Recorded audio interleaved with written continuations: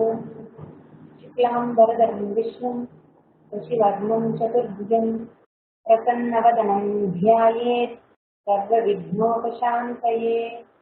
सरस्वती नमस्तुभ्यं वरदे कामरूपिणी विद्यारम्भं करिष्यामि बुद्धिर्भवतु मे सदा। गुरुर्ब्रह्मा गुरुर्विष्णुः गुरुर्देवो महेश्वरः गुरुसाक्षात् परब्रह्म तस्मै श्री गुरवे नमः। सदाशिवसमारम्भां शङ्कराचार्यमध्यमाम् अस्मदाचार्यपर्यन्तां वन्दे गुरुपरम्पराम्।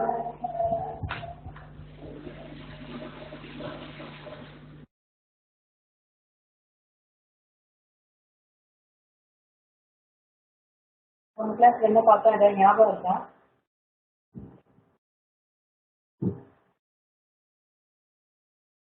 भज गोविन्दं भज गोविन्दं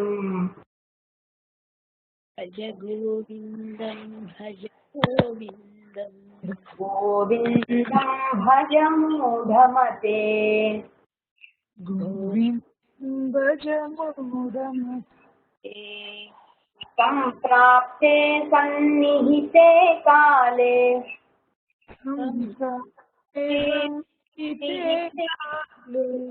नहि नहि रक्षति दुष्कृन्करणे नहि नहि रक्षति दुष्कृन्करणे भज गोविन्दं भज गोविन्दं भज गोविन्दं भज गोविन्दं गोविन्दं भज मूढमते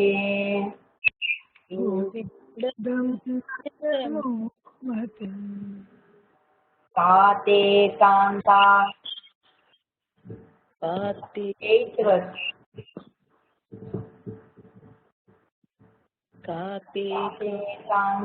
कस्ते पुत्रः कस्ते पुत्रः संसारोऽयमतीव विचित्रः संसारोऽयमतीव विचित्रः कस्य त्वं कः कुत आयातः कस्य त्वं कः कुत आयातः तत्त्वं चिन्तय तदिह भ्रातः तत्त्वं चिन्तय तदिह भ्रातः सत्सङ्गत्वे निस्सङ्गत्वं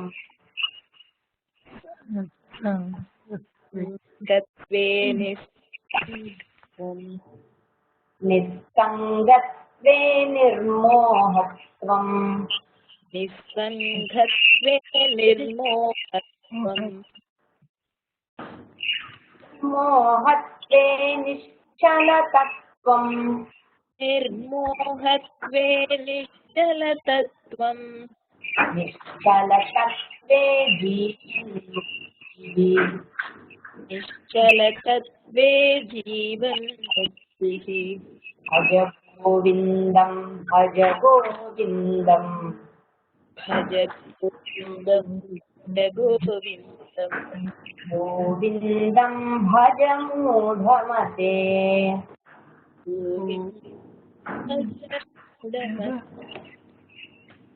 போன கிளாஸ் நம்ம 7th verse வரைக்கும் பார்த்தோம். 8th verse நம்ம பார்க்க போறோம். சின்னதா ஒரு ரீகேப், எல்லா வருஷத்தையும் நம்ம பார்க்கணும். நமக்கு புருஷார்த்தம் அப்படின்னு ஒண்ணு இருக்கு, ஃப்ரீவில் இல்லையா? இது ஃப்ரீவில்னா என்ன? தி எபிலிட்டி டு சூஸ். நமக்கு தேர்வு செய்கின்ற ஒரு சக்தி நம்ம கிட்ட இருக்கு. இந்த தேர்வு செய்கின்ற சக்தி ஹியூமன் பீயிங்ஸ்க்கு மட்டும்தான், மனுஷாளுக்கு மட்டும்தான், மற்ற அனிமல்ஸ் கிடையாது. they are all programmed to behave in a particular way. அதனால்தான் நம்ம பார்த்தோம், எந்த ஒரு ஜீவராசிக்கும் பாப புண்ணியம் கிடையாது. மனுஷ ஜென்மத்துக்கு மட்டும்தான் பாப புண்ணியம் சம்பாதிக்கிற அந்த அர்ஹத்தை இருக்கு. அந்த பாப புண்ணியம் சம்பாதிக்கிற அர்ஹத்தை மட்டும் இல்லாமல் அந்த தேர்வு செய்யக்கூடிய சக்தின்னு ஒண்ணு இருக்கிறதுனால்தான் becomes responsible for his choices. தான் செய்கின்ற எதை தேர்வு செய்யறோமோ அதுக்கான பலனை ஏற்றுக்கொள்ளக்கூடிய பொறுப்பும் மனுஷனுக்கு இருக்கு. நான் அதை தேர்வு செய்கிறேன் எனக்கு இது வேண்டும் இது வேண்டாம் சொல்லி தேர்வு செய்கின்ற சக்தி என்கிட்ட இருக்கு. I am not programmed, I am answerable. And என்னுடைய செயலுக்கான பலனை அனுபவிக்கக்கூடிய அந்த போக்தாவாகவும் நான் இருக்கேன், கர்த்தாவாகவும் நான் இருக்கேன், போக்தாவாகவும் நான் இருக்கேன். இந்த மாதிரி நான் இருக்கிறதுனாலதான் எனக்கு தர்மா அதர்மா அப்படின்னு ரெண்டையும் பிரிச்சு பார்க்கக்கூடிய அந்த சக்தியும் பகவான் கொடுத்துருக்காரு. நான் வாழ்க்கையில என்னென்ன அனுபவிக்கணும்னு நினைக்கிறேனோ, என்னென்ன அடையணும்னு நினைக்கிறேனோ எல்லாத்தையுமே அடையக்கூடிய அந்த தகுதி எனக்கு இருக்கு. I can choose what ever I want. ஆனா இப்படி அதை அடையணும், தர்மத்தின் மூலமாக அடையணும், தர்மத்தின் வழியாக அடையணும். இதுக்குதான் வேல்யூஸ் எல்லாம் பார்த்தோம். சில ஆட்டிடியூட்ஸ் எல்லாம் நமக்கு லைஃப்ல இருக்கணுங்கிறதையும் பார்த்தோம். மனுஷ ஜென்மத்துக்கும் மிருக ஜென்மத்துக்கும் வித்தியாசம் என்ன? அதுவும் பிறக்கிறது, அதுவும் சாப்பிடுறது, தூங்குறது, இனப்பெருக்கம் பண்றது, அப்புறம் அதோட லைஃப் முடிஞ்சு போயிடும். அதுக்கு அதை பத்தின ஒரு கவலையும் இல்லை. அது தான் நல்லபடியாக ஒரு வளர்ந்தோம், நல்ல புல்ல சாப்பிட்டோம், ஒரு பசுவுக்கு அவ்வளவுதான், ஒரு கண்ணு குட்டி இருந்தது, அதை நல்லபடியா வளர்த்தோம், வயசாச்சு, தானா போயிடுறது. அதுக்கு எந்த ஒரு காம்ப்ளெக்ஸும் இல்லை. ஆனா ஹியூமன் பீயிங்ஸ் அந்த மாதிரி கிடையாது. ஹியூமன் பீயிங்ஸ்க்கு நிறைய காம்ப்ளெக்ஸ் இருக்கு, நிறைய நோஷன்ஸ் இருக்கு, நிறைய எக்ஸ்பெக்டேஷன்ஸ் இருக்கு, டிசைர்ஸ் இருக்கு, கன்ஃபியூஷன்ஸ் இருக்கு. எல்லாமே ஹியூமன் பீயிங்ஸ் தான். எந்த ஒரு மனுஷன் எடுத்திருந்தாலும் அவனோட லைஃப் ஸ்மூதா போச்சு, திருப்தியா வாழ்ந்தோம் அப்படின்னு சொல்லி ஒரு மனுஷனுக்கு அமையறதே இல்லை. இவ்வளவு நல்லா வாழ்ந்தாலும் ஏதோ ஒரு குறையோட அவனுடைய ஜீவன் முடியாது. அந்த மாதிரி வாழற ஒரு மனுஷனுக்கு 4 விதமான புருஷார்த்தங்கள் இருக்கு: தர்ம, அர்த்த, காம, மோட்சம். இதுல எதை பர்சியூ பண்ணினாலும் ஒரு திருப்தி இருக்கிறது இல்லை. அப்கோர்ஸ் மோட்சம் அப்புறம் இருக்குது. தர்ம, அர்த்த, காமத்துல எவ்வளவு தர்மம் பண்ணினாலும், எப்படி வாழ்ந்தாலும் கூட அதுல ஒரு திருப்தி இல்லை, இன்னும் கொஞ்சம் பெட்டரா இருந்திருக்கலாம். அர்த்த காமத்திலயும் ஒரு திருப்தி இல்லாத ஒரு லைஃப் போயிட்டே இருக்கு. பட் ஸ்டில் அதுலயும் ஒருத்தன் திருப்தியாக இருக்கிறான், அதுதான் வாழ்க்கைன்னு ஒருத்தன் நினைச்சுட்டு இருந்தான்னா, அர்த்த காமத்தோட வாழறதே என்னுடைய வாழ்க்கை, சொத்தை அனுபவிக்கிறதும் சம்பாதிக்கிறதும் ஒரு கும்பலோட, ஃபேமிலியோட, ஃப்ரெண்ட்ஸோட வாழ்றதுதான் வாழ்க்கையை. நல்லா சாப்பிடணும், நல்லா தூங்கணும், நல்லா அனுபவிக்கணும், வேற எதுவுமே இல்லை வாழ்க்கையிலன்னு நினைச்சுட்டு இருக்கிறவளுக்கு தான் இந்த பஜகோவிந்தம். இப்போ என்ன சொல்றாரு, உனக்கு புருஷார்த்தம்னு ஒண்ணு இருக்கு, சூஸ் பண்ணக்கூடிய சக்தி இருக்கு. மனுஷ ஜென்மங்கிறது ரொம்ப ரேரா கிடைச்சு. மனுஷ ஜென்மத்துக்கு இப்படி வேஸ்ட் பண்றியே, சுவாமியை பகவானை நினைக்கக்கூடிய ஒரு சக்தி இந்த மனுஷ ஜென்மத்துக்கு தான் இருக்கு. நம்ம கதையெல்லாம் கேட்கலாம். அந்த பசு சுவாமியை நினைச்சது, யானை கூட தான் பகவான் பெருமாள் கிட்ட பிரார்த்தனை பண்ணிட்டு எல்லாம் சொல்லலாம். பட் எல்லா யானையும் அப்படி யானையா பிறக்கிற எல்லா ஜீவனும் பகவானை நினைக்கிறதுலாம் இன்னும் நமக்கு ப்ரூஃப் கிடையாது. அதெல்லாம் ஒரு கதைக்காக நமக்கு சொல்லியிருக்கா. கஜேந்திர மோட்ச கதையெல்லாம் பாக்குறோம். அதாவது எந்த ஒரு பிறவியானாலும் உள்ளாய் பிறக்கணும் புண்ணியா, உன்னை நான் நினைச்சுட்டு இருக்கணும், முன்னாடி என்னோடதே வழிவாது இருக்க வரம் தர வேண்டுகிறேன் எல்லாம் பாடுறா, பக்தர்கள் எல்லாம் பாடுறாங்க. எப்படிப்பட்ட ஜென்மம் எடுத்தாலும் கூட பகவானே நான் என்னவா வேணா பிறக்க தயாரா இருக்கேன், வாங்க உன்னுடைய அடி, உன்னுடைய பாதம், உன்கிட்ட நான் சரணடைந்தவனாக, உண்மையை பக்தி இருக்கிறவனாக நான் இருக்கிற வரைக்கும் எனக்கு எத்தனை ஜென்மம் எடுத்தாலும் பயம் இல்லைன்னு சொல்றவர்கள் எல்லாம் இருக்காங்க. டசன்ட் மீன் மற்ற பிறவிகள் எடுத்தால் நமக்கு பகவானை நினைக்கக்கூடிய பாக்கியம் இருக்கும் இல்லை. அது இல்லைங்கிறது புரிய வைக்கிறதுக்கு தான் இது பஜகோவிந்தம் மோக முத்கரா அப்படின்னு பேரு முதலே பார்த்தோம். நமக்கு எத்தனை டெலியூஷன், என்னுடைய ஸ்வபாவம் என்ன, என்னுடைய ஸ்வரூபம் என்ன, நம்ம எதுக்காக வந்தோம், இதுக்காக இந்த ஜென்மம் எடுத்தோங்கிறதே மறந்து போய் வந்த வேலையை விட்டுட்டு மித்த வேலையெல்லாம் பார்த்துட்டு இருக்கியே, நீ எதுலெல்லாம் கவனம் செலுத்துறியோ அதெல்லாம் வந்த வேலையை முடிக்கிறதுக்கு பிரயோஜனப்படாது, நீ விலகி போயிருக்க, பகவான சரணடை, மோட்சம்னு ஒண்ணு இருக்கு, இதெல்லாம் சாஸ்வதம் இல்லை அப்படின்னு ஒருத்தனை எழுப்புற மாதிரி, ஒரு மோகத்தில் இருக்கிறவனை உலுக்கி எழுப்புற மாதிரி சொல்ற ஒரு பஜகோவிந்தம். இதுல நம்ம அதுல ஸ்ரேயஸ் அண்ட் ஸ்ரேயஸ்னு 2 மார்க்கம் இருக்கு. ஸ்ரேயஸ் அப்படிங்கிறது மோட்ச மார்க்கம், ஸ்ரேயஸ்ங்கிறது மோட்சத்தை தவிர என்னென்ன மார்க்கம் இருக்கோ எல்லாமே ஸ்ரேயஸ்னு பேரு. இந்திரிய விஷயங்கள் சம்பந்தப்பட்ட விஷயம் ஸ்ரேயஸ். ரூப விஷயத்தை பத்தி சம்பந்தப்பட்டது ஸ்ரேயஸ். இந்த ஸ்ரேயஸை பத்தி எடுத்து சொல்றது பகவதில்லம். ஒரு ஸ்ரேய மார்க்கத்தை ஒருத்தன் சூஸ் பண்ணோம்னா அதுக்கு ஒரு சில குவாலிஃபிகேஷன்ஸ் இருக்கு. முதல்ல எதை பிடிச்சிட்டு இருக்கோமோ அதெல்லாம் அதை கெட்டியா அது பிடிச்சிட்டு இருக்கிறத விட்டாதான் இன்னொன்னு பிடிச்சிக்க முடியும்.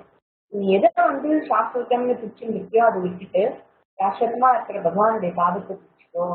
அவருடைய பாதத்தை பிடிச்சிருந்தாதான் உனக்கு நற்கதி கிடைக்கும். நீ அதெல்லாம் பிடிச்சிருந்தா அது உன்னை எங்கேயுமே அழிச்சுன்னு போகாது. அது உங்க துக்கத்துலதான் விடும்.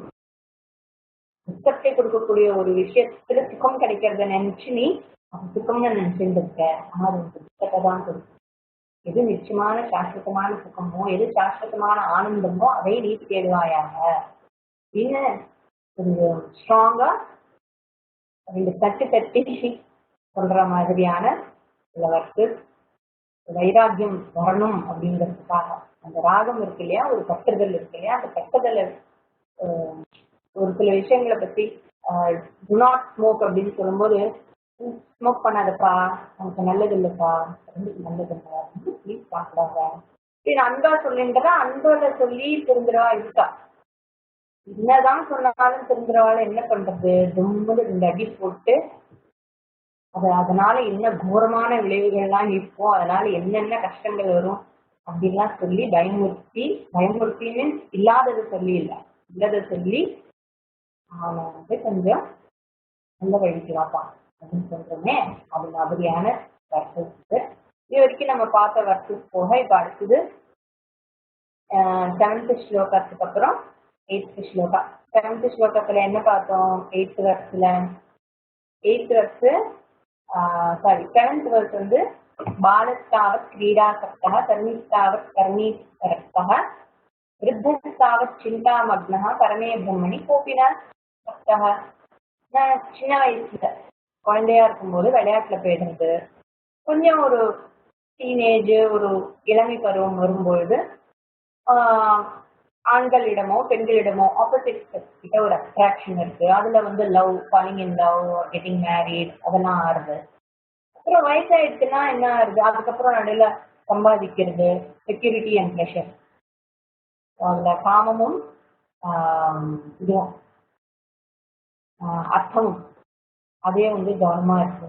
அப்புறம் வயசான அப்புறம் கூட என்ன ஆயிடுது, இது ஒமிஷன்ஸ் அண்ட் கமிஷன்ஸ்லயே மனசு போயிடுது. அதை பண்ணிருக்கலாம், இதை பண்ணிருக்க கூடாது, இது இன்னும் பத்தல, இது இன்னும் பெட்டரா பண்ணிருக்கலாமோ, ஒரு ஒமிஷன் அண்ட் கமிஷன்ஸ்லயே டைம் போறது. ஏன்னா அப்போ விருத்தனாக ஆன பிறகும் ஆசைகள் விழுவதில்லை, ஆசைகள் இன்னும் இருக்கு, அதனால அதை நிறைவேற்ற முடியலையே, இப்படி பண்ணிருக்கலாமே அப்படி பண்ணிருக்கலாமே, இன்னொரு சான்ஸ் கிடைக்காதாங்கிற மாதிரி தான் மனசு போய் ஒமிஷன் அண்ட் கமிஷன்லயே மனசு துக்கத்திலையும் போயிடுது.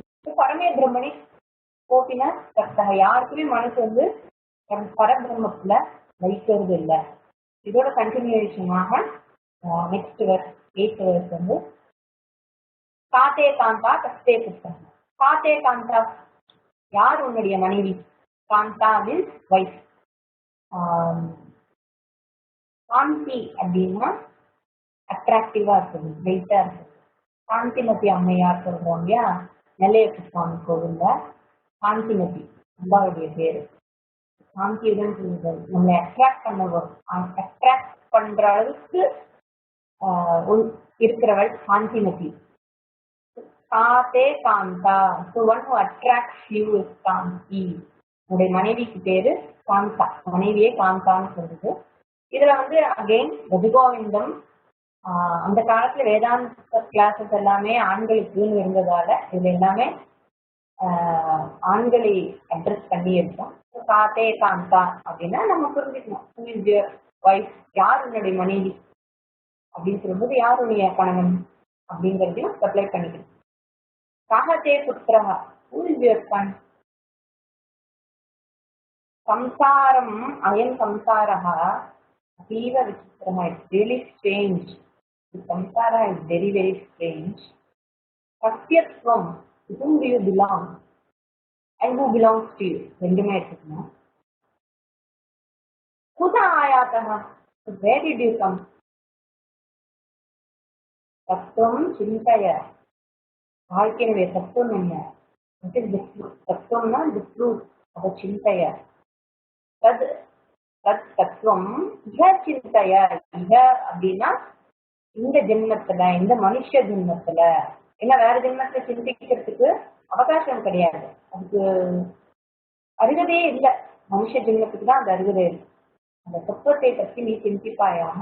தாத்தா ஓ பிரதர், ஏ ப்ரோ அப்படின்னு சொல்றோம்ல, அது மாதிரி ஏ ப்ரோ அதே காந்தா கஸ்தே புத்திரா சம்சாரோ சம்சாரோயம் சம்சாரः அயம் சம்சார அபீவ விசித்திரः அஸ்யத்வம் கஹகுத ஆயாதः தம் சிந்தைய ததிக பிராதः. சித்திரகேத்துன்னு ஒரு ராஜா இருந்தார்.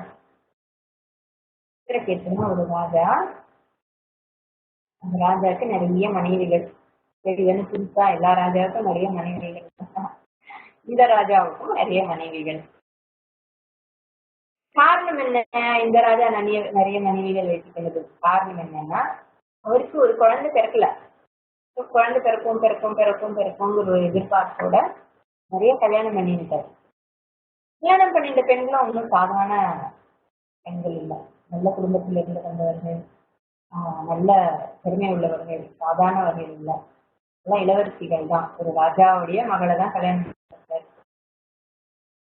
இவருக்கு ஒரு குழந்தை இல்லையே அப்படிங்கிற ஒரு துக்கம் போட்டு அவரை மாற்றி வதைக்கிறது கொஞ்சம் நெஞ்சம் இல்லை. இந்த மாதிரி இருக்கச்ச ஒரு நாள் அவருடைய கண்மணிக்கு அங்கீரஸ் மகரிஷி வர்றார். அங்கீரஸ் வந்து அப்கோர்ஸ் அந்த காலத்து ரிஷிகள்லாம் ராஜாவை மீட் பண்றதும், ராஜா போய் ரிஷிகளை மீட் பண்றதும் அந்த சாதாரண விஷயம். அந்த ரிலீஜியஸா தான் இருந்திருக்கா. எல்லாருமே ஒரு குருவுடைய அட்வைஸோட தான் ராஜாங்கம் பண்ணிட்டு இருந்தேன். For personal life and also for ruling the kingdom. ரெண்டுத்துக்குமே ஒரு பெரியவாளுடைய அனுகிரகத்தோட அவருடைய ஆலோசனையோட தான் எல்லாம் பண்ணிட்டு இருந்தேன். இந்த மாதிரி இந்த ராஜாவை பார்க்கறதுக்கு விஷயம் வந்த ருச்சிகள் போவா. அப்பப்போ போய் ராஜாவுக்கு ஆசீர்வாதம் பண்றது எல்லாம் பண்ணிட்டு வருவான். நல்ல ராஜாவாக இருந்தார். கெட்ட ராஜாவா இருந்தா ரெண்டு தட்டி தட்டிய அறிவுரை சொல்லிட்டாவான்னு போவான். இந்த மாதிரி அங்கீரசர் அங்க போற ராஜா அவரை நல்லா வரவேற்று அவருக்கு எல்லாம் உபச்சாரங்கள் எல்லாம் பண்ணி மரியாதையெல்லாம் பண்ணி பாத பிரக்ஷாலனம் எல்லாம் பண்ணி அவருக்கு எல்லாம் ஆசுவாசப்படுத்தி அவருடைய டயர்ட்னஸ் எல்லாம் போய் எல்லாம் அவர் ரிலாக்ஸ்டா இருக்கிற நேரம் உட்காரிச்ச இப்போ அங்கீரசர் பாக்குற ராஜாவோட முகத்தை எல்லாம் பண்ணிட்டு இருக்கான். சரியாதான் பண்றான், எல்லாம் இல்ல ஸ்ரத்தையோட தான் பண்றான், இல்லையே அப்படின்னு நோட்டீஸ் பண்றேன். பண்ணிட்டு கேட்கிறாரு, ஏன்பா சித்திரம் கேட்டு வயாதிஸ்து அன்ஹாப்பியே வந்து துக்கம் ஒரு முகத்துல. நானும் வந்ததுல இருந்தே கவனிச்சுட்டு இருக்கேன். ஒரு உனக்கு இவ்வளோ பெரிய நல்ல ராஜாங்கம் இருக்கு, உன்னுடைய ஆர்மி உன்னுடைய கண்ட்ரோல்ல இருக்கு, உன்னுடைய மந்திரிகள்லாம் உன் பேச்சு கேட்டுண்டு, ஜனங்கள்லாம் உன் பேச்சு கேட்டுண்டு நல்லபடியா ராஜ்யம் பண்ணிட்டு இருக்க. அப்புறம் நீயும் மக்கள்கிட்ட நல்ல பே பண்ற, நல்லபடியா தான் நீ அவளுடைய விவகாரம் பண்ணிட்டு இருக்க. அண்ட் உனக்கு கீழே இருக்கிறவாள்லாம் ரொம்ப சந்தோஷமா இருக்கா. ஏன்னா நீ அவளை நல்லா பார்த்துக்கிற, நல்ல சேலரி கொடுக்குற, நல்ல ப்ரொடெக்ஷன்லாம் கொடுக்குற, எவ்ரி ஹாப்பி. அண்ட் உன்னோட மனைவிகளும் சாதாரண மனைவிகள் இல்லை, எல்லாருமே குவாலிஃபைட் விமன், குவாலிஃபைட் வைஃப். என்ன உனக்கு இவ்வளோ துக்கம், ஏன் மனசுல எவ்வளோ சஞ்சலப்பட்டு இருக்க? எல்லாம் நல்லாதான் இருக்கு குருவே மகரிஷியே. ஒரே ஒரு விஷயம், எனக்கு மகன் இல்லை. எனக்கு அப்புறம் இந்த ராஜாங்கத்தை பார்த்துக்கிறதுக்கு யாருமே இல்லை.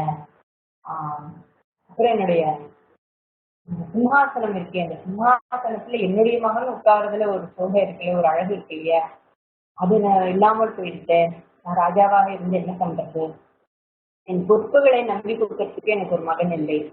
அப்புறம் நான் இறந்து போன அப்புறம் யார் ஸ்ராத கர்மா எல்லாம் பண்ணுவா? எனக்கும் என் பிள்ளைகளுக்கும் பிண்டம் யாரு போடுவா? அதனால நான் மனசு ரொம்ப வேதனையா இருக்கு அப்படின்னு சொல்லி தன்னுடைய கஷ்டத்தை சொல்றான். நல்ல ராஜாவாச்சே, விஷயம் வந்து அவருக்கு ஏதாவது பண்ணணும் அப்படின்னு கண்ண முடி பார்க்கிறார். அவருக்கு தெரிஞ்சிருந்தது இவனுடைய இந்த ஜென்மத்துல அவனுடைய கர்மாவின் படி அவனுக்கு குழந்தையுமே கிடையாது. சொல்றார், ராஜா அவனுக்கு வந்து உன்னுடைய கர்மா இந்த ஜென்மத்துல உனக்கு மகன் கிடைக்க மாட்டான். அதனால நீ அந்த ஆசையை விட்டுதுன்னு சொல்ற. இவர் சொல்றாரு, இல்ல நீங்கள் எவ்வளவு பெரிய ரிஷி, இப்படிலாம் சொல்லக்கூடாது, இந்த மனசு வச்சா எனக்கு வந்து ஒரு குழந்தை பிறக்க வாய்ப்பு இருக்கு, எனக்கு ஒரு மகன் வேணும், எப்படியாவது எனக்கு ஒரு மகனை வந்து பிறக்கிறதுக்கு நீங்க தான் அனுகிரகம் பண்ணணும் அப்படின்னு சொன்னாங்க.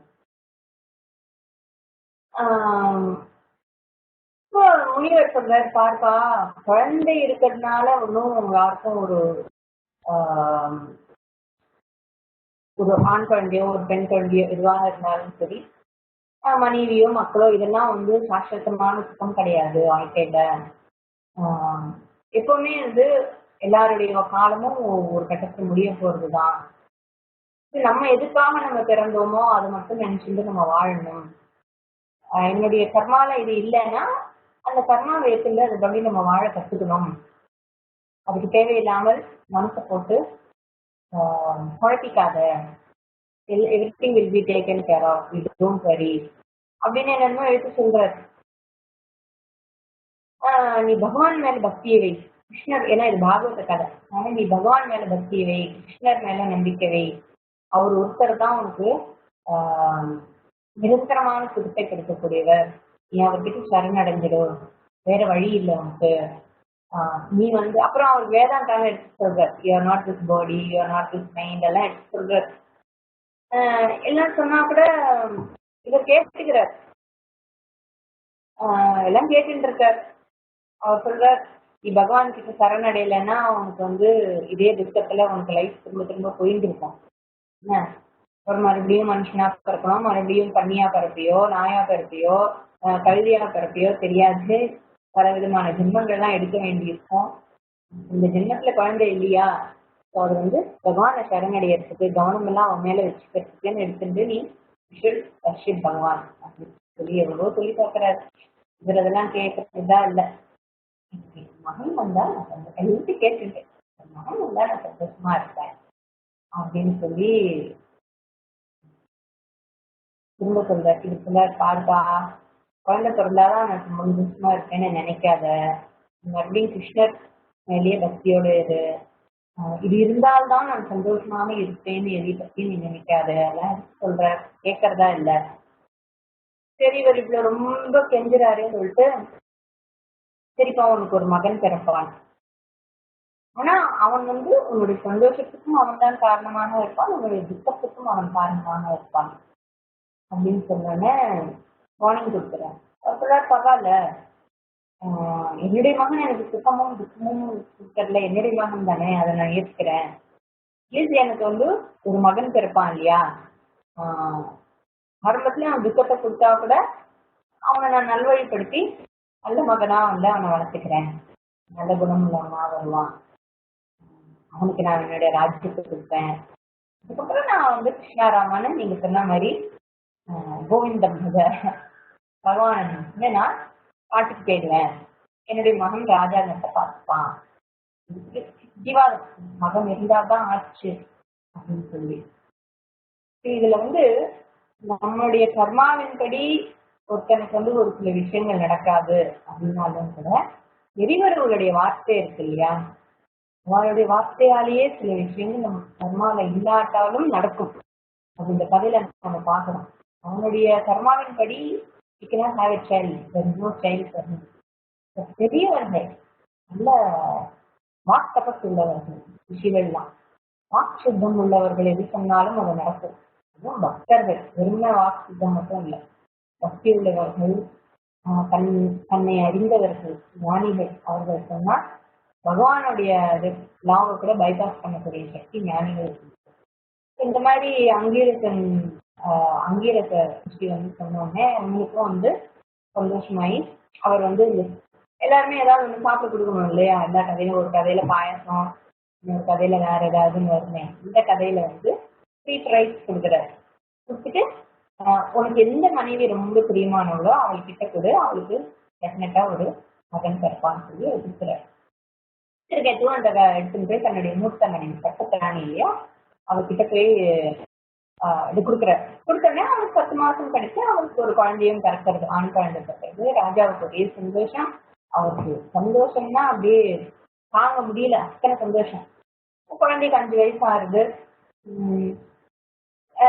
வந்து பேசிக்கிறா மற்ற மனைவிமார்கள்லாம், ஒரு காலத்துல இந்த ராஜாலாம் நம்மளை கவனிச்சுட்டு இருந்தார். பாத்தியா, இவருக்கு அசத்திராணி தான் நம்ம முக்கியமா போயிட்டா. அதுவும் இல்லாம இந்த மகன் பிறந்ததுல இருந்து அவர் சுத்தமா நம்ம கவனிக்கிறதே இல்லை. நம்மளாம் ஒரு வேலைக்காரியோட கேவலமா ஃபீல் பண்ணிட்டு இருக்காரு. கொஞ்சம் கூட கவனமே இல்லை. இதெல்லாம் நமக்கு என்னென்ன வாங்கி கொடுத்தோம், அப்படியே பார்த்தாரு, அப்படி இது எல்லாம் வாங்கி கொடுத்தாரு, இப்பெல்லாம் உண்மையை வாங்கி கொடுத்தாரு, எப்படி இருக்கேன்னு கூட நம்மளுக்கு கேட்கறது இல்லை.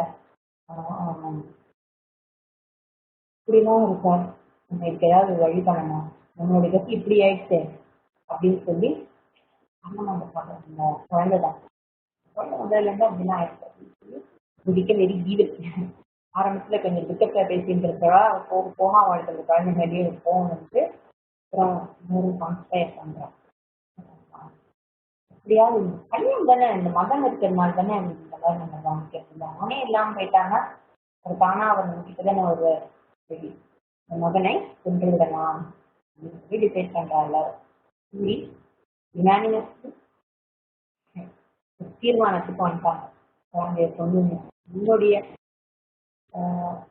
what level it goes, when you don't get the proper attention, you can go to any level. அவளே சொல்றா, ராஜா நம்மள அவ்வளவு பார்த்துட்டார், இவ்வளவு கவனிச்சார், இதெல்லாம் வாங்கிட்டார், அதெல்லாம் வாங்கிட்டார்.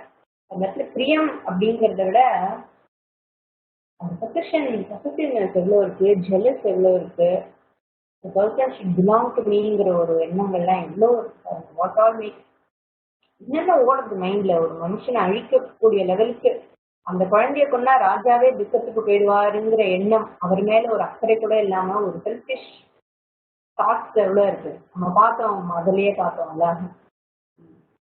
எத்தனை காலம் நம்ம சுத்தி இருக்கிறவனா எத்தனை காலம் நம்மளோட பிரியமா இருப்பா, அதுக்குமே ஒரு லிமிட் இருக்கு, கண்டிஷன்ஸ் இருக்கு, ஈவன் ஃபார் லவ் அப்படிங்கிறதெல்லாம் பார்த்தோம் பதிகோவிந்தன்ல இந்த வேர்ட்ஸ்லாம். அதுக்கு ஒரு ப்ரூஃப் மாதிரி இந்த கதையில decide to see the child by poisoning the child. அப்புறம் என்ன பண்ணுவாங்க, இந்த ராணி குழந்தைக்கு சாப்பாடு விட்டுறாரு, அந்த சாப்பாட்டுலயே விஷத்தை கலந்து ரொம்ப பிரியமா கொடுத்துடுறாரு. ராணியும் பாவம் நைட் சர்வன்ஸ் எல்லாம் கொடுக்குறாளேன்னு சொல்லிட்டு அதை வாங்கி தன் கையாலேயே பாவம் குழந்தைக்கு ஊட்டி விட்டுட்டா. அந்த குழந்தை தூங்கிடுறது. அப்புறம் குழந்தை தூங்கிட்டு இருக்கு எழுந்துக்கவே இல்லையேன்னு சொல்லி என்னோட அது குழந்தை இப்படி அன்னிஷியலா இப்படி தூங்கிட்டு இருக்குன்னு சொல்லி ராணி குழந்தைய எழுப்ப போறா. குழந்தைய எடுத்துட்டுனா அவருக்கு புரியல, குழந்தை இறந்துட்டுங்கிறது கூட அவனுக்கு புரியல. ரொம்ப தூக்கத்துல இருக்கு அப்படின்னு சொல்லி சரி வெயிட் சர்வன்ட் சொல்லி நீ பாரு குழந்தைய எழுப்பு அப்படின்னு சொல்லி கேட்கறா.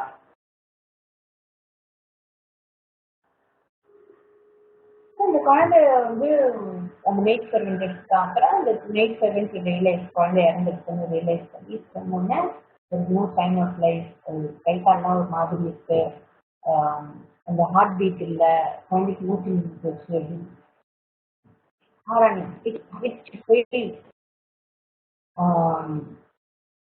போச்சு, என் வாழ்க்கையே போச்சு, எல்லாமே போச்சு, இருண்டு போச்சு அப்படின்னு சொல்லி மயங்கி போயிட்டு விழுந்துடுறான். இதே சத்தம் அது இது ஆனோடனே அந்த நைட்ஸர் மற்ற நைட்ஸர்லாம் ஓடி வந்து அவளும் மாறலாம் வச்சுட்டு பாடி வச்சு அழுது இல்லை இவ்வளோ சத்தமா இருக்கேன்னு சொல்லிட்டு ராஜாவும் ஓடி வர ஓடி வந்து பார்க்குறா. தன்னுடைய மகன் இறந்து கிடக்கிறத பார்த்தோன்னே அவருக்கு அப்படி மூச்சு ஆயிடுறாரு. ஒரு மூச்சு ஆயிடுது. அவருக்கு என்ன பண்றதுன்னு தெரியல, இதுக்கும் வெரி அன்கான்சியஸ். அப்புறம் மூச்சையெல்லாம் தெரிஞ்சு எழுந்து மறுபடியும் அழகாருன்னா அவளால அந்த துக்கத்தை தாங்கவே முடியல. சரி மற்ற ராணிகளும் ஓடி வந்துட்டாங்க, மற்ற வைஃப்ஸ் எல்லாம் இருக்காங்க, அவங்களும் ஓடி வந்து அவங்களும் அழகாங்க, டிராமா பண்ணிட்டு இருக்காங்க. அவளும் ஐயோ குழந்தை போயிடுச்சு அப்படின்னு சொல்லிட்டு என்ன பண்ணிடணும்னு தெரிஞ்சாலும் கூட அவங்களும் இன்னுமே தெரியாத மாதிரி எழுதிட்டு இருக்கா. திருக்கேத்துக்கு இது மாதிரி ஆனோன்னா ரொம்ப மனசு வேதனா போய் அப்புறம் மினிஸ்டர்ஸ் எல்லாம் ஓடி வரா, மற்ற ஆஃபீஸர்ஸ் எல்லாம் ஓடி வரா, அப்புறம் இந்த பேலஸ்ல இருக்கிறவங்க அத்தனை பேரும் ஓடி வராங்க. விட்டுறது, வேர்த்து ஊத்துறது, அப்பப்போ அன்கான்சியஸ் ஆகி எழுந்துக்கிறாரு. நீங்கள் அப்படி கண்ணீர் குடங்குடமா கொட்டின்னு இருக்கு, பேச்சு வரல அவருக்கு. அந்த நேரத்துல அவர் மறந்துடுறாரு. அங்கீரத்தில் முதலே சொல்லிட்டான், இந்த குழந்தை உன்னோட சுகத்துக்கும் துக்கத்துக்கும் ரெண்டுத்துக்குமே காரணமா இருப்பான்னு நம்ம தான் அவர் கவனிக்கணும். அந்த வார்னிங் அவருக்கு இன்னும் பிடிபடல. அப்புறம் ராஜாவை யாரு சமாதானப்படுத்துறது? அவ்வளோ சித்திரசோகத்துல இருக்காரு அவரு. யாருமே சமாதானம் பண்ண முடியல. அந்த நேரம் பார்த்து வர அங்கீரசர் அங்க வர வந்துட்டு நாரதரோட வர, தனியா வரல. ஏன்னா இவருக்கு முதலே தெரியும் இதெல்லாம் அவன் தெரிஞ்சு நாரதரோட வர. நாரதர் வந்து சாதாரண ஆள் இல்லை. இவங்க 2 பேருமே இறந்தவர்களை கூட உயிரோட கொண்டு வரக்கூடிய சக்தி உடையவர்கள் 2 பேர். பேர் பெற்றவர்கள், சாதாரணவர்கள் தான். அவ வந்து யாராவது நீ சாகணும் அப்படின்னு சொன்னா இவள் டை அப்படின்னு சாபம் கொடுத்தாலும் இறந்துடுவா, நீ முழிச்சுடுவா அப்படின்னு சொன்னாலும் முழிச்சுடுவா. அந்த மாதிரி சக்தி உடையவர்கள். ஏன் எல்லாரும் அழுதுருக்கீங்க அப்படின்னு அங்கீரசர் கேட்கிறார். என்னாச்சு, ஏன் இப்படி எல்லாம் இருக்கீங்கன்னா முதல்ல நிறைய பேருக்கு புரியல. அங்கீரசர் தான்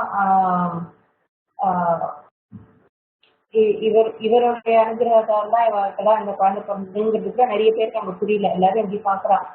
எல்லாருக்கிட்டையும் ஒவ்வொருத்தரா கேட்கிறாரு என்னாச்சு என்னாச்சுன்னு கேட்கும்போது யாருக்குமே ஒன்றும் புரியல. ஒருத்தரை பிடிச்சி கேட்கிறாரு என்னதான் ஆச்சு சொல்லுங்க அப்படின்னு சொல்லி.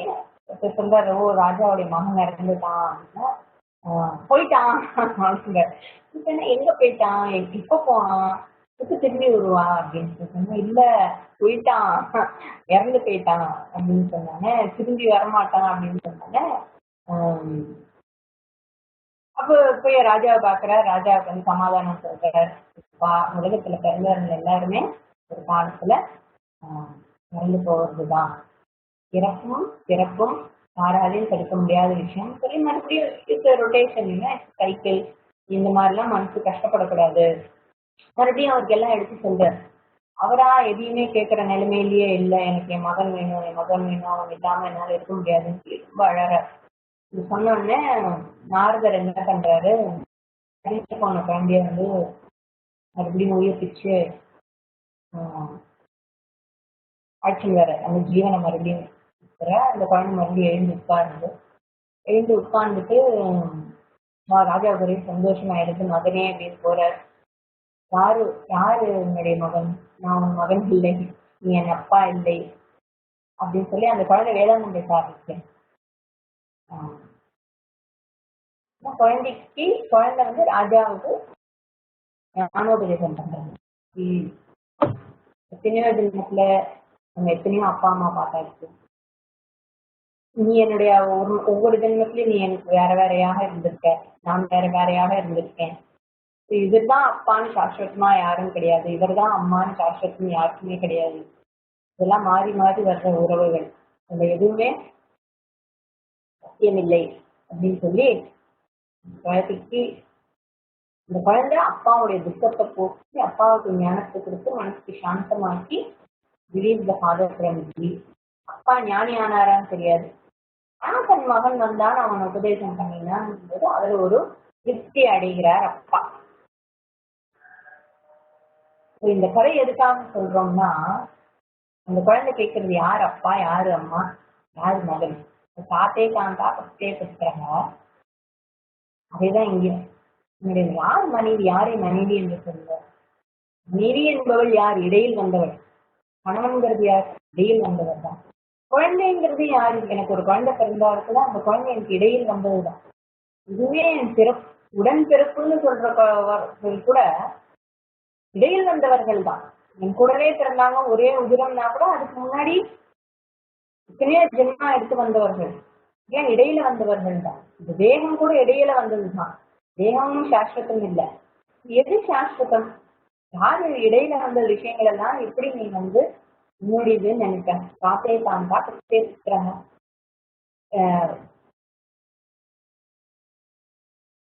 திடீர்னு ஒரு நாள் டிசைட் பண்ணாங்க, நீ அவனுக்கு மனைவி, I declare you husband and wife அப்படின்னு சொல்றாங்க. Then you become husband and wife. Then you have kids. Then you have relatives. Husband and ஒய்ஃபே வந்து உனக்கு சொந்தம் இல்லைன்னா அப்புறம் குழந்தைகள் என்ன, ரிலேட்டிவ்ஸ் என்ன, எக்ஸ்டெண்டட் ஃபேமிலி என்ன, இதெல்லாம் உனக்கு சாஸ்வதமா?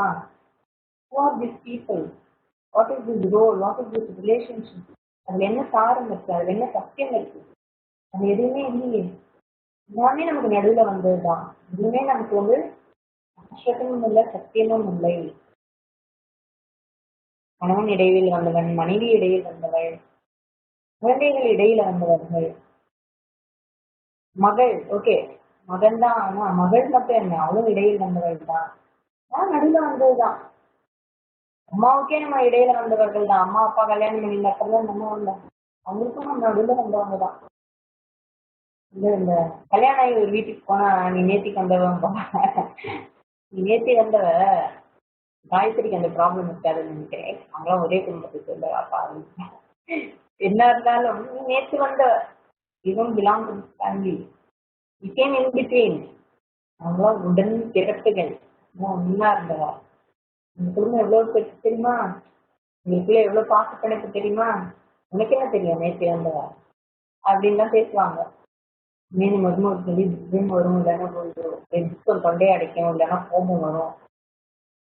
Because I was not accepted, I was rejected by this family, they don't accept me. இடையில வந்தவர். உண்மை என்ன, அவங்களும் இவளுக்கு இடையில் வந்தவர்கள் தானே. இடையில் வந்தவர்கள் என்னை ஏற்றுக்கொள்ளவில்லைன்னு ஒரு மருமகளுக்கும் கஷ்டம். Even for daughter-in-law, she feels bad that I was not accepted. இடையில வந்தவர்கள், who are they to accept me or not accept me? For everyone, எல்லாருமே இடையில் வந்தவர்கள் தான். So, and you think it is Sanskritam, it is Satyam. Feel விசித்திரம் பாருங்க சம்சாரம். Really very strange, you know. I really don't understand how it's possible. Ate kanta kaste chitraha samsaram ayam atira vichitraha. Satyatvam, to whom do you belong now? சித்திரகேதுவோட மகன் யாருக்கு சொந்தம்? இந்த ஜென்மத்துல இருக்கிற சித்திரகேது, இந்த ஜென்மத்துல இருக்கிற சித்திரகேதுவோட மனைவி அவருக்கு சொந்தமா, இல்ல எத்தனையோ ஜென்மமாக இருக்கிற அப்பா அம்மாக்கள், அதுவும் இல்லாம நம்ம எல்லா ஜென்மத்திலயும் ஆண்களாகவும் இருக்கிறது இல்ல, எல்லா ஜென்மத்திலும் பெண்களாகவும் இருக்கிறது. ஒரு ஜென்மத்துல ஆணாக இருக்கோம், இன்னொரு ஜென்மத்துல பெண்ணாக இருக்கோம், இன்னொரு ஜென்மத்துல மிருகமா இருக்கோம், இன்னொரு ஜென்மத்துல பூச்சியா இருக்கோம், இன்னொரு ஜென்மத்துல மரமா இருக்கோம். இந்த ஜென்மமும் இப்படிதான் இல்லையே நமக்கு. Nothing is permanent. All these keeps changing. The form, the name and the form keeps changing again and again. Relationships are not the same. One ஜென்மத்துல நீ எனக்கு அம்மா, இந்த ஜென்மத்துல எனக்கு friend. Even the relationship is not the same. Not even the body is same, the relationship also is not same. So, எங்க சாஸ்வதமா இருக்கு? எது யாருக்கு நீ சொந்தம் சொல்லு, இல்ல யார் தான் உனக்கு சொந்தம், யாருதான் சொந்தம் கொண்டாட முடியும்? எல்லாரும் சொந்தம்னு நினைச்சுட்டு இருக்கேன். You think that everybody belongs to me and I belong to everybody. இது விசித்திரம் பாருங்க சம்சாரம். சத்தம் சிந்தையா, நீ எங்கிருந்து வந்த? சுத்தம் ஆயாத்த, சுத்தமா ஆயா, எங்கிருந்து வந்த நீ? Where did you come from? What is your real nature? How long you have been traveling like this? From body to body, from Janma to Janma, from relations to relations. எத்தனை relationships இருக்கு? And you think all this is Satyam? எப்படி? ரொம்ப ஆச்சரியமா இருக்கு. தீர விசித்திரமா. ஓ, என்ன சொல்றாரு சங்கராச்சாரியர்? என்ன சொல்றாரு?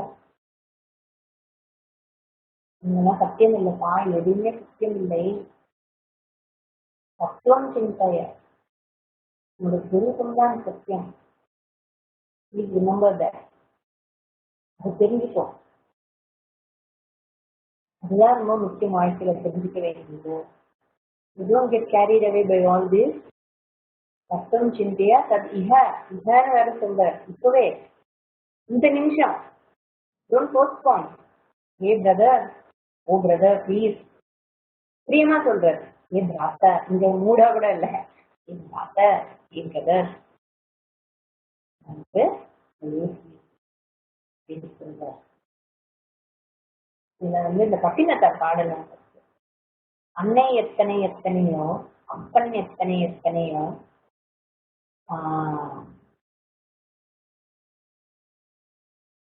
பின்னை எத்தனை எத்தனையோ, பெண்டிர் எத்தனை எத்தனையோ, பெண்டிர்னா இங்க மனைவி, ஓகே மனைவி, பெண்டிர் எத்தனை எத்தனையோ, பிள்ளை எத்தனை எத்தனையோ, எந்தெந்த ஒவ்வொரு ஜென்மத்திலையும் சொல்ற, எத்தனை குழந்தைகளோ, எத்தனை மனைவியோ, எத்தனை அம்மாவோ, எத்தனை அப்பாமோ, எத்தனை ஜென்மத்துல, இதுக்கு முன்னாடி எத்தனை ஜென்மமோ, இனிமே வரப்போறது என்ன எத்தனை ஜென்மமோ, நான் ஒரு மூடன் அடியேன், எனக்கு தெரியல.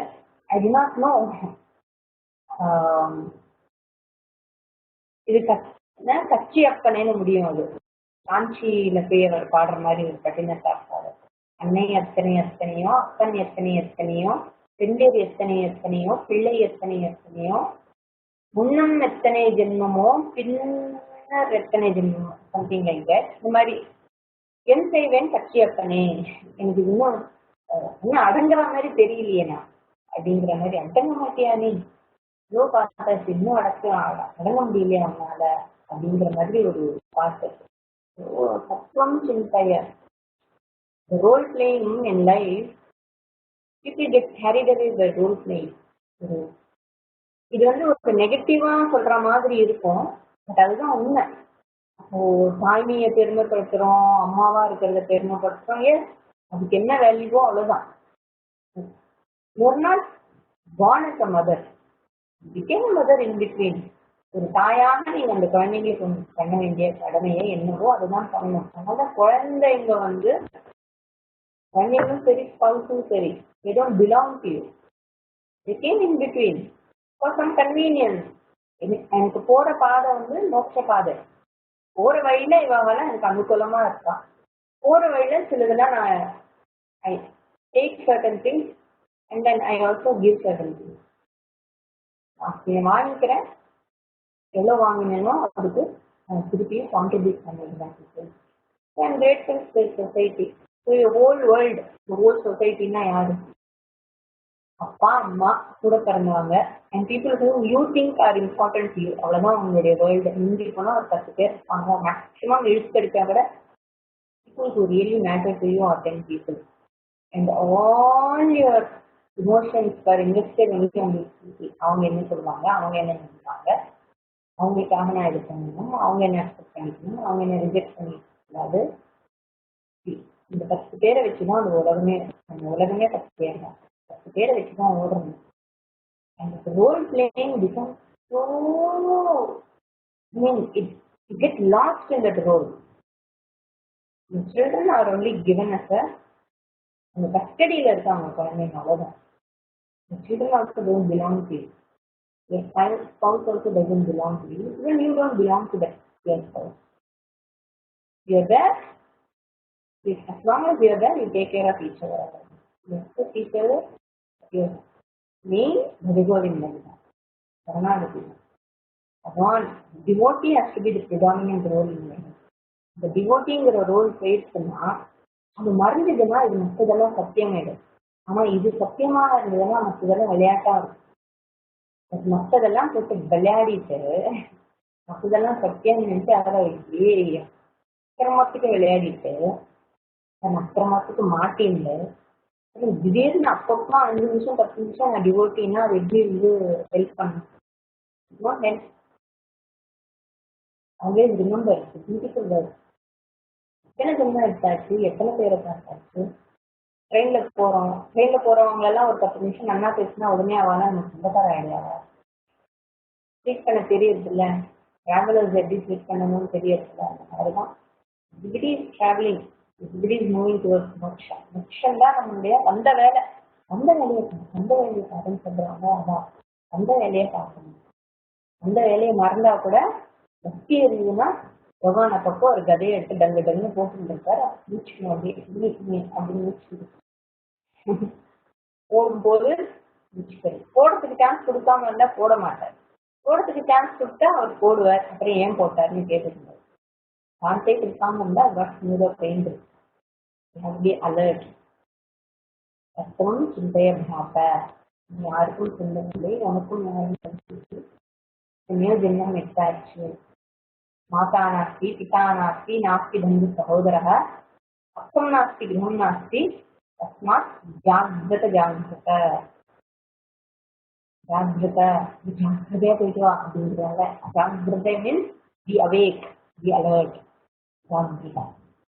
ஜாகிரதை இருப்பான்னு சொல்றாங்க. வேக்கிங் ஸ்டேட் இஸ் ஜாகிரதா. ஜாகிரதையா இருன்னா விழிப்புடன் இரு, அலர்ட்டாக இரு. Know what you are doing. Be careful about your role. Enjoy whatever you are doing. Be happy with it. Don't get lost. Don't get overwhelmed. எதுவுமே வந்து ரொம்ப ஓவரா இன்வால்வ் பண்றேன்னு சொல்லி காணாம போயிடாத. இமோஷனலா பண்றேன் அப்படின்னு சொல்லுவேன். I told many times, in order to be loving, you don't have to be emotional. You don't have to be attached to be loving. இமோஷனலா இருந்தாதான் என்னமோ ஒரு பெருமை மாதிரி. நம்ம அடிச்சு பெருவா தெரியுமா அப்படின்னு சொல்லிக்கிறதுல ஒரு பெருமை.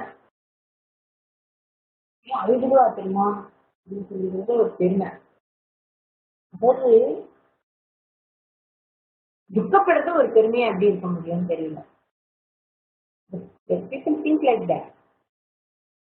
Say that you are a loving mother, you are supposed to பிடிச்சு போகணும்னு எதிர்பார்க்கறாங்க. Society, not just the whole society thinks like that. இப்படிதான் நடக்குது. கொஞ்சம் கூட கலங்காம இருக்கேன். கலங்காம இருக்கிறது ஒரு டிஸ்குவாலிஃபிகேஷன். அப்படின்னு பெருமைப்பட முடியறது இல்லை நம்ம சொசைட்டியில். இவ்வளோ நடக்கிறது கொஞ்சமாவது அழகாடா கட்டுவோம். ஏன் அழணும்? அழாம இருந்தா நல்லது தானே. If the person will be sane, how do you know whether the person is insensitive and not crying or mature and not crying? Who are we to judge them? குழந்தைங்க அழல, இது கொஞ்சம் துக்கப்படல, அவங்க பெரியவங்க அப்படி ஆயிடுச்சு, அவங்க எதுவுமே வருத்தப்படல, அதாவது வருத்தப்படலன்னு பேசாம நீங்க ஏன் அவ வருத்தப்படலன்னு நீங்க வருத்தப்படிட்டு நீங்க ஜட்ஜ் பண்ணிட்டு நீங்க வந்து ரியாக்ட் பண்ணிட்டு allow people to lead their life. நமக்கு நிறைய பிரச்சனைகள் நமக்கு இருக்குன்னா let us not judge why the other person is not reacting or not reacting. பாத்தே காண்டா ஃபர்ஸ்டே பிக்சர் இந்த நம்ம ஓன் பிளட் ரிலேஷனே நமக்கு அந்த மாதிரி பாத்தே காண்டா சொல்லியாச்சு, ரகத்தை பிக்சர்ன்னு சொல்லியாச்சு. மற்றவங்க என்ன பண்ணாங்க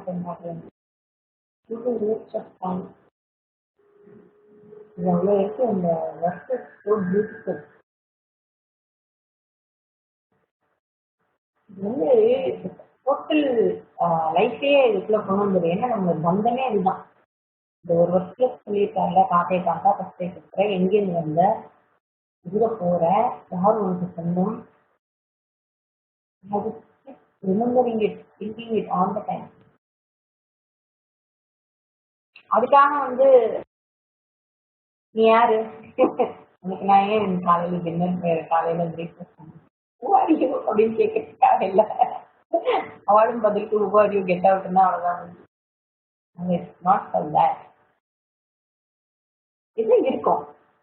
இந்த ரோல் வேஷம் போட்டாச்சு, ட்ராமா எல்லாம் பண்றது இல்லையா. வேஷம் போட்டோம்னா அந்த வேஷத்தை பர்ஃபெக்டா பண்ணலாம். ட்ராமா பண்றவங்க எவ்வளவு அழகா பண்றோம். நான் நல்லா பண்ணேன், நல்லா அழுதேன் அப்படின்னு கேட்கறேன்னா, நல்லா குடிச்சேனா, நல்லா குட்டிக்கன் அடிச்சேனா, பக்கத்துல குத்தினேன், சூப்பரா குத்தினேன்ல அப்படின்னு கூட கேட்டுக்கலாம். ஸோ அந்த மாதிரி when you know who you are and you perform your duties and responsibilities, it's always a pleasure. That's how you enjoy life. அதுதான் வந்து உண்மையாவே இருக்கும்.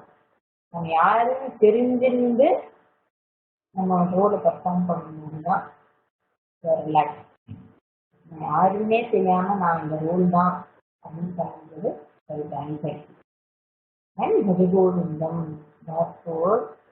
யாரு சாஸ்வதம்? இங்க யாருமே சாஸ்வதம்.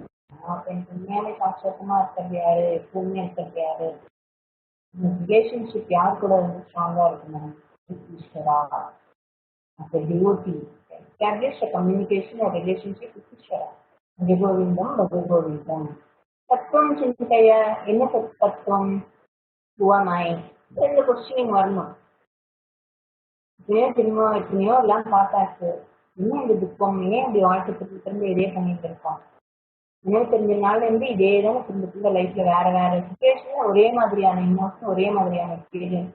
இன்னும் சுற்றி இருக்கிற மனுஷன் வேணா வேற வழியா இருக்கலாம், ஊர் வேறையா இருக்கு, வீடு வேறையா இருக்கு, வயசு வேறையா இருக்கு.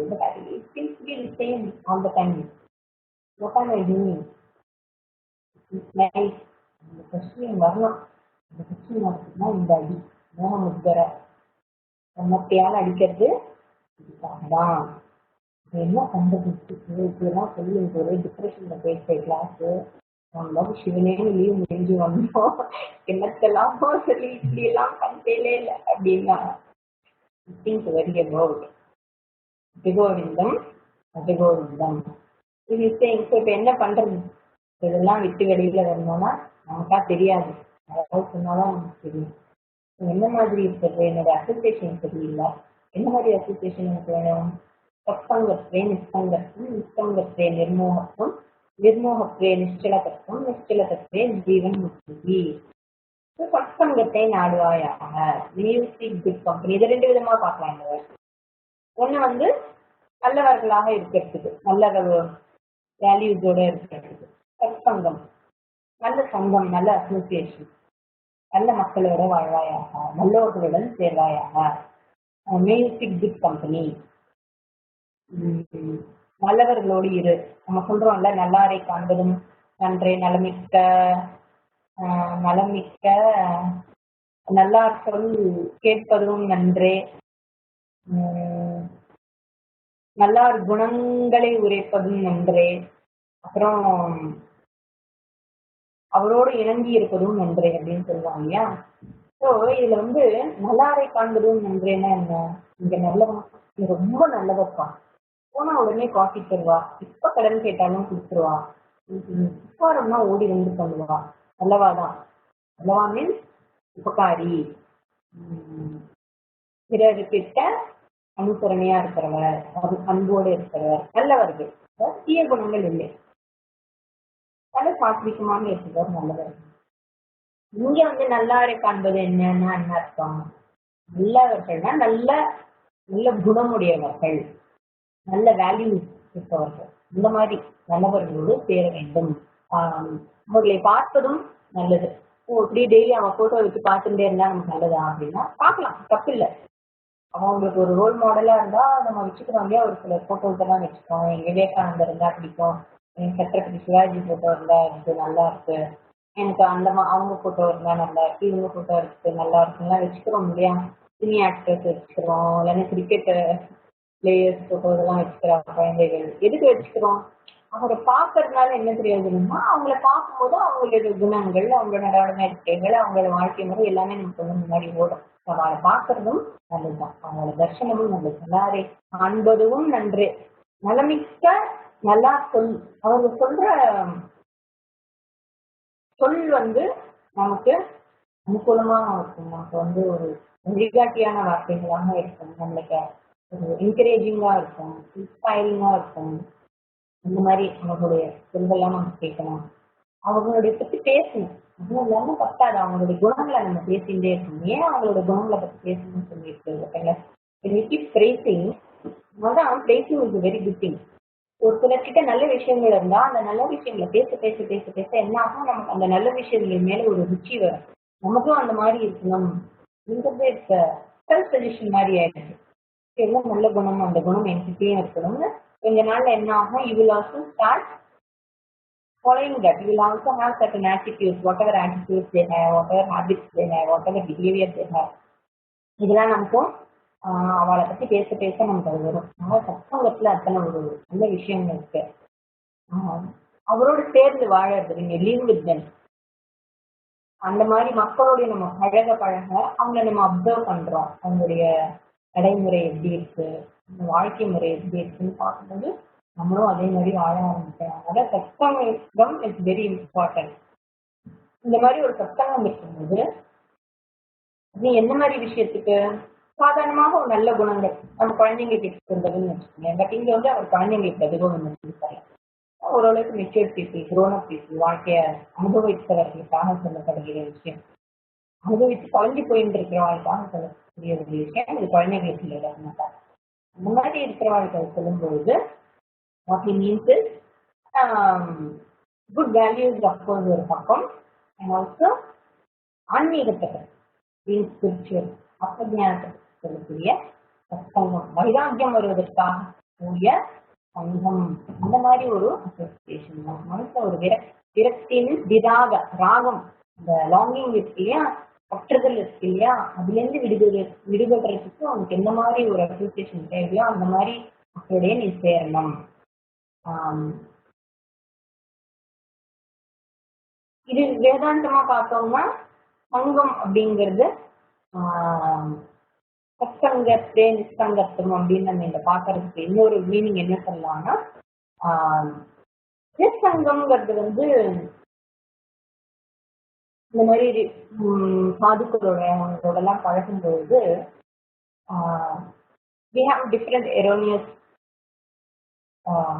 notions இல்லையா. I am the body, mind, senses and the body mind sense complex. என்னோட ஐடென்டிட்டி எல்லாம் நான் வேற என்னமோ நினைச்சுட்டு இருக்கேன். நான் என்ன இந்த தேகம்னு நினைச்சுட்டு இருக்கேன், மனசுன்னு நினைச்சுட்டு இருக்கேன், புத்தின்னு நினைச்சுட்டு இருக்கேன். நான்னு நினைச்சுட்டு இருக்கிறதெல்லாம் போய் மமான்னு நினைச்சுட்டு இருக்கிறதும் வந்து உண்மை இல்லை. அதுல இருந்து நிஸ்கங்கா, I get detached from those notions, I get detached from my body attachment. அதுல இருந்து நான் தேகம்னு நினைச்சுட்டு இருக்கிற அந்த எண்ணத்துல இருந்து நான் என்னை விடுபடுத்திக்கணும். ஸோ அந்த சத்சங்கத்தோடைய ரிசல்ட்டாக I get detach. Once I get detach என்ன ஆகுது, நிசங்கத்துல நிர்மோகத்துவம். அப்போ அந்த மோகம் போயிடுது, டெலூஷன் போயிடுது.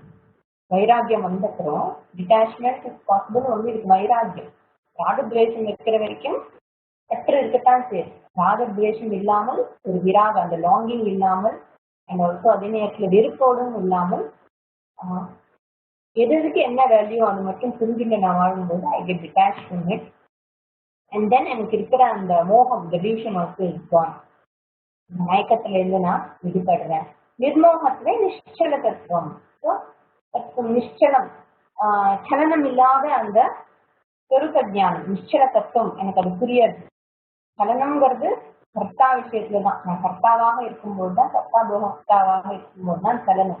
அகர்த்தாவுக்கு சலனம் இல்லை, நிர்குணமாக இருக்கிறது. இருக்கிற அந்த சொரூபத்துக்கு எனக்கு எந்த வித சலனமும் இல்லை. All anxiety and all stress is only for the கர்த்தா, நாட் ஃபார் கர்த்தா. நிச்சல தத்துவம் புரிஞ்சதும் ஜீவன் வாழ்ந்து கொண்டிருக்கும் போதே நீ முக்தனாக இருக்கிறாய். இதுக்கான ஜீவன் இதுதான் வந்து உன்னுடைய கோல்.